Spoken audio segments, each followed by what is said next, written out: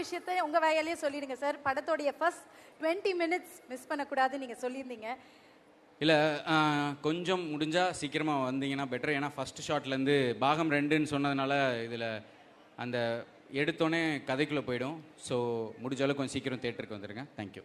கண்டிப்பா அந்த பாகம் 2 யாருமே பண்ணாத ஒரு முயற்சி நீங்க பண்ணிருக்கீங்க. ஐ திங்க் தமிழ் சினிமா, இந்திய சினிமா வரலாற்றிலேயே முதன்முறையா நீங்க பண்ணிருக்கீங்க. எதனால, எப்படி இந்த தாட்? அது பெருமை கிடையாது, இது நல்லா ஓடினா தான் அது பெருமை. அது நானும் விக்ரம் சார் உட்காந்து பேசிக்கிட்டு இருந்தோம்.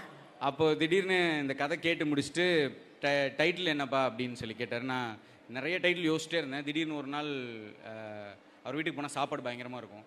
ஸோ அதை சாப்பிட்டுட்டு எனக்கு சாப்பாடு கொடுத்துட்டு அவர் சூப் குடிச்சிட்டு இருப்பாரு. உட்காந்து தப்பில் பேசிகிட்டு இருக்கும்போது இந்த வீரதீர சூரன் எப்படி சார் இருக்குது, சூப்பராக இருக்குப்பா அப்படின்னாரு. அப்போ நம்ம ஏன் இது ப்ரீக்வல் ஒன்று எடுக்கிற மாதிரி ஒரு ஐடியா இருக்குது சார், அப்படி ஒன்று பண்ணலாம். அப்போ will keep it as part 2 அப்படின்னாரு. ஸோ தட்ஸ் வேர் ஐ மீன் அவர் தான் அதுக்கு விதை அவர் போட்டதுன்னு நினைக்கிறேன். இந்த டைட்டில் வந்து ஹீரோக்கு பொருந்தணும்ல. வீரனும் அவரே, தீரனும் அவரே, சூரனும் அவரே, மூணுமே இருக்கிற ஒரு ஆள் தான். அந்த ஆளுமையை தான் நீங்கள் இயக்கியிருக்கீங்க. அதான் சொல்லிட்டேன், நான் இன்னும் அந்த பிரமிப்லேருந்து முடியல. ஏன்னா இன்னும் லாங் வே டு கோ. அவ்வளோதான். தேங்க்யூ. ஃபர்ஸ்ட் நீங்கள் எழுதின ஸ்க்ரீன் பிளேக்கு ஒரு ஃப்ரேமில் வந்து நின்னும் போது எப்படி நான் இருந்துச்சு? இல்லை, எனக்கு அது ரொம்ப